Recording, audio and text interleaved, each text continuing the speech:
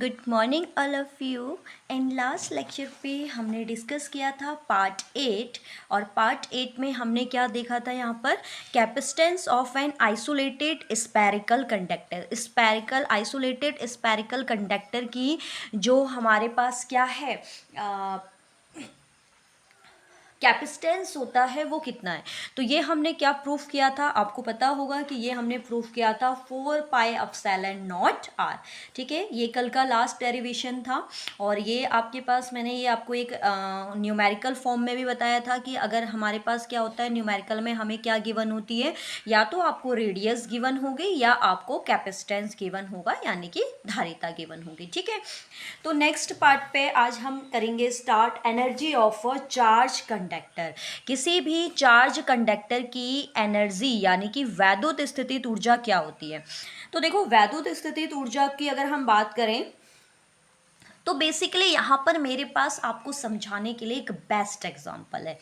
अब वो best example क्या है, ध्यान से सुनेंगे आप लोग। यहाँ पर सपोज देखो, आजकल तो हमारा क्या है, आजकल की जो जनरेशन है वो किसकी शौकीन है, मोबाइल फ़ोन की, है ना। मोबाइल फ़ोन की क्या है, शौकीन है।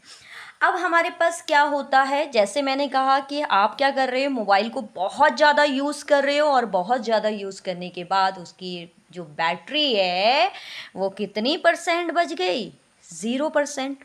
क्लियर हो गया, यहाँ तक स्टेटमेंट समझ में आया होगा क्योंकि आपका ही फेवरेट एग्जाम्पल लिया है मैंने। अब क्या हुआ, यहाँ पर जब 0% हमारी बैटरी बच गई तो अब हम क्या करेंगे, इसको चार्ज पे लगाएंगे और चार्ज लगने के बाद हमारे पास क्या हो जाती है वो 100%। तो यानी कि जब वो 0% हो गई है तो हम क्या कह रहे हैं, वो अनावेशित हो गई है। अनावेशित मतलब उसके पास चार्ज ही नहीं रहा और उसके बाद हमने जैसे ही उसे चार्ज पे लगाया तो वो कहाँ किस में चेंज हो गई, आवेशित हो गई है। ठीक है, मतलब पहले अनचार्ज्ड हो गई थी फिर चार्ज्ड हो गई है। तो यही जो प्रोसेस हुई क्या, 0% से जब हम अपनी मोबाइल्स की बैटरी को हमने चार्ज करके 100% कर दिया तो अनावेशित वस्तु को आवेशित वस्तु में क्या करने के लिए या आवेशित करने के लिए जितनी भी ऊर्जा आप इस सिस्टम को दोगे वही उसकी क्या होती है, आपके पास क्या होती है, इलेक्ट्रिक पोटेंशियल एनर्जी। तो सिंपली इसकी एक डेफिनेशन क्या हो जाएगी, हमारे पास क्या होगी आपका सिंपल कि चालक को आवेशित करने के लिए किए गए संपूर्ण कार्य को ही आवेशित चालक की क्या कहते हैं, वैद्युत स्थितिज ऊर्जा कहते हैं। तो यहाँ पर हमने क्या एक एग्जांपल फॉर्म में ले रखा है, व्हेन ऑफ कंडक्टर, एक कंडक्टर है हमारे पास, ठीक है, ऑफ कैपेसिटेंस सी। एक कंडक्टर ले लिया, मतलब कंडक्टर हम इसी को ले लेते हैं क्योंकि ये चार्जेबल यूनिट है आपके पास, ठीक है, चार्जेबल आपकी कह सकते हैं डिवाइस है। तो एक कंडक्टर ले लिया जिसका कैपेसिटेंस क्या है हमारे पास, सी है। इस गिवन और चार्ज क्यू, और इसको मैंने कितना चार्ज दिया, चार्जर की हेल्प से इसको, इस मोबाइल को कितना चार्ज दिया, क्यू चार्ज दिया। तो इसके लिए जो रिक्वायरमेंट होगी हमारी पोटेंशियल की वो क्या होगी, V = Q/C। क्योंकि जब ये मैंने यूनिट स्टार्ट कराई थी तो वहाँ पर आपको एक कॉन्सेप्ट बताया था Q = CV। तो यहाँ से अगर मैं V की वैल्यू निकालूंगी तो C क्या है, मल्टीप्लाई में है, देन डिवाइड। ओके, इसके बाद हमने कहा suppose we bring from infinity small charge dq to the conductor. अगर हम इन्फिनिटी से किसी भी कंडक्टर को डेल क्यू चार्ज दे रहे हैं, मतलब स्मॉलेस्ट पार्ट पे हम काम करते हैं, तो डेल क्यू चार्ज जब हम देंगे तो जो हम वर्क डन करेंगे, ठीक है, तो वी नो दैट, हमें पता है कि वर्क डन का जो फॉर्मूला होता है। अब इस पोर्शन को आपने ध्यान से देखना है, ठीक है, क्योंकि हमने ये पढ़ रखा है कि जो वर्क डन होता है वो किसकी इक्वल होता है, पोटेंशियल इनटू चार्ज। यही तो हमने पढ़ा था, क्या होता है work done, potential into charge. तो पोटेंशियल इनटू चार्ज जब हम करेंगे, बट हमारे पास ये है कि क्या कंडीशन है कि स्मॉलेस्ट टर्म के लिए निकालना है। ये आपको पता होगा, जब हमने सेकेंड चैप्टर किया था तो वहाँ पर हमने इस टाइप का कोई एक फॉर्मूला पढ़ा था, V = W/Q पोटेंशियल के लिए। तो यहीं से अगर मैं वर्क की वैल्यू निकालूं तो वर्क की वैल्यू क्या आ जाएगी, W = V × D।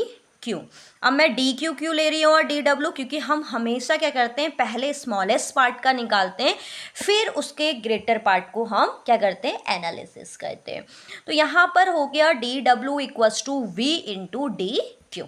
ठीक, अब हम क्या करेंगे, अब हम यहाँ पर से देखेंगे v की वैल्यू को पुट करेंगे। ठीक है, अभी हमने की थी v की वैल्यू, तो डी डब्ल्यू इक्वल्स टू v की वैल्यू हमारे पास पीछे क्या आई हुई थी, q ओवर c, तो यहाँ पर प्लेस करेंगे q over c।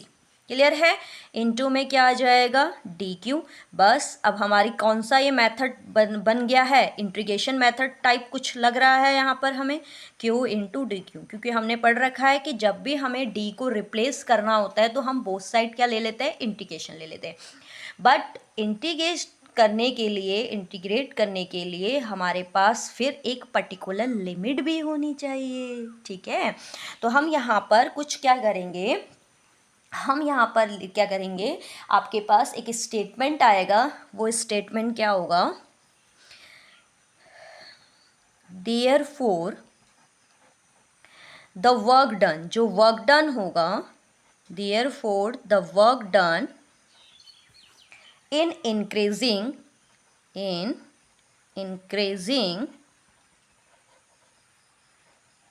The charge, increasing the charge on the conductor, conductor के चार्ज को इंक्रीज करने के लिए ऑन द कंडक्टर फ्रॉम, कहाँ से कहाँ, पहले उसके पास चार्ज क्या था, ज़ीरो था, और जीरो से हम उसको कहाँ पर ले गए, क्यू तक, अनावेशित से आवेशित, तो जो हम चार्ज दे रहे हैं वो उसकी वैल्यू क्या है, क्यू है। क्लियर हो गया, तो यहाँ पर हमारे पास क्या आ जाएगा, देन द इंटीग्रेट डी डब्ल्यू इक्वल्स टू में देखेंगे 1/c, तो ये कांस्टेंट टर्म है क्योंकि c हमने पीछे पढ़ा है कि ये कांस्टेंट होता है, 1/c, then the integration of q dot d q. इतना क्लियर हो गया आपके पास। ठीक, अब यहाँ पर हमें पता है हमें क्या पुट करनी होती है, लिमिट पुट करनी होती है।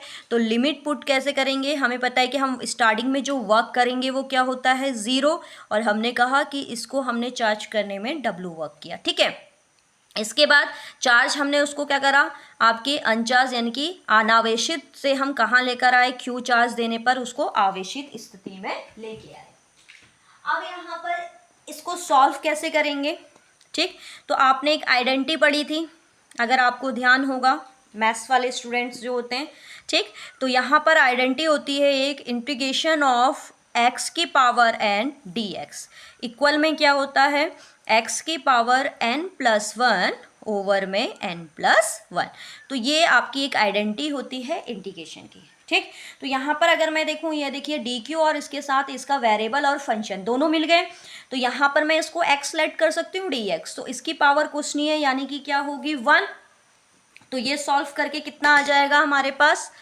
ठीक, तो ये तो हो गया हमारे पास, डी डब्ल्यू का इंटीग्रेशन हो गया w, ये हो जाएगा 0 to w इक्वल्स टू में 1/c। अब यहाँ आप इसी स्टेटमेंट को लगाएंगे, तो n की वैल्यू 1 है, तो ये क्या आ जाएगा, q की पावर 1+1 अपॉन में 1+1, q की पावर 1+1 अपॉन में 1+1, और लिमिट 0 to q।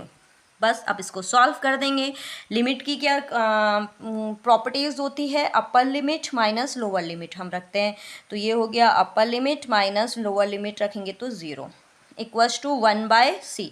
अब यहाँ पर थोड़ा ध्यान से देखना, देखिए ये इन दोनों को ऐड करेंगे तो 2 आएगा, इस कांस्टेंट टर्म को मैंने ले लिया बाहर, अंदर आपके पास बच गया q² 0 to q। अब यहाँ पर लिमिट पुट करने के बाद हम डायरेक्टली अब क्या करेंगे, आंसर को देखते हैं, तो ये हो जाएगा w, ये हो जाएगा 1/2c, और यहाँ अपर लिमिट माइनस इसको 0 पुट करेंगे तो लोअर लिमिट, तो फाइनली आपके पास जो w की वैल्यू आती है वो क्या आती है हमारे पास, 1/2 q²/c। और आपको पता है w को ही हम क्या कहते हैं, आपके पास एनर्जी, देन u की फाइनली वैल्यू आपके पास आ गई 1/2 q²/c। क्लियर है, क्या आ गया आपके पास, जो इलेक्ट्रिक पोटेंशियल एनर्जी होती है वो फाइनली हमारे पास क्या होती है, 1/2 q²/c। ठीक है, तो आई होप आपको ये समझ में आ रहा होगा, मैंने एक एक स्टेप बहुत ही इजी वे में आपको एक्सप्लेन किया है। ठीक हो गया, अब हम आगे इसको देखो दूसरी फॉर्म में भी लिख सकते हैं, क्योंकि हमने पढ़ा है कि Q की वैल्यू क्या होती है हमारे पास, CV, क्योंकि हमें कभी कभी वैल्यू हमें क्यों नहीं दिया होता है, तो u इक्वल्स टू क्या हो जाएगा 1/2 क्यू स्क्वायर, तो क्यू की जगह सी वी रखेंगे तो ये क्या आ जाएगा C square V square over C, 1c से 1c कैंसिल आउट हो गया, तो एक आपका एनर्जी का जो फॉर्मूला हमारे पास बनता है वो बनता है 1/2 सी वी स्क्वायर। ठीक है, तो ये दोनों के दो फॉर्मूले आपने माइंड पे रिमाइंड रखने हैं, क्योंकि कभी कभी आपको न्यूमेरिकल में Q की वैल्यू दे देता है, कभी कभी न्यूमेरिकल्स में V की वैल्यू दे देता है। ठीक है, तो अगर आपको Q की वैल्यू गिवन होगी तो इस फॉर्मूले को अप्लाई करोगे, और अगर आपको U की वैल्यू गिवन होगी तो इस फॉर्मूले को अप्लाई करोगे। ठीक है ना, तो आपको समझ में आ रहा होगा ये क्या है। तो अगर किसी भी वस्तु को अनावेशित से आवेशित अवस्था में आप लेके आते हैं तो आप जितना भी वर्क करते हैं वो उसका क्या होता है, इलेक्ट्रिक पोटेंशियल एनर्जी। अब इसके लिए मैंने आपको बेस्ट एग्जांपल दिया था, आपका सेल फोन। आपका सेल फोन की बैटरी अगर 0 हो गई है तो आप क्या करते हो, उसको चार्ज करते हो, यानी कि अनावेशित से आवेशित पे लाने की कोशिश करते हो। तो ये पूरा आपके पास क्या था, energy of a charge conductor. Okay, अब नेक्स्ट आप लेक्चर में हम क्या करेंगे, जो नेक्स्ट पार्ट रहेगा पार्ट 10, उसमें हम क्या करेंगे, इसके सेकेंड टॉपिक की ओर जाएंगे, जो कि मोस्ट मोस्ट मोस्ट इंपॉर्टेंट है। अगर मैंने 3 बार मोस्ट लगा दिया तो इसका मतलब आप भी सोच सकते हैं कि कितना इंपॉर्टेंट टॉपिक होगा, क्योंकि वहां से आपका एक प्रूफ या आपके पास कुछ ना कुछ वहां से न्यूमेरिकल बनता है, जो कि क्या है, कैपेसिटर, संधारित्र। संधारित्र हो गया, उसके बाद उसकी पैरेलल प्लेट कैपेसिटर है, फिर उसके 3 एप्लीकेशंस हैं, फिर आपका सीरीज मेथड है और पैरेलल मेथड है। ये बहुत सारे आपके यहाँ पर टॉपिक कनेक्टेड है, तब जाकर ये चैप्टर हमारा खत्म होगा। ठीक है ना, तो एक एक टॉपिक बेटा अच्छे से कीजिए, क्योंकि यहाँ पर आपको प्रॉपर नोट्स मिलने हैं, चाहे वो हिंदी मीडियम का स्टूडेंट हो या इंग्लिश मीडियम का हो।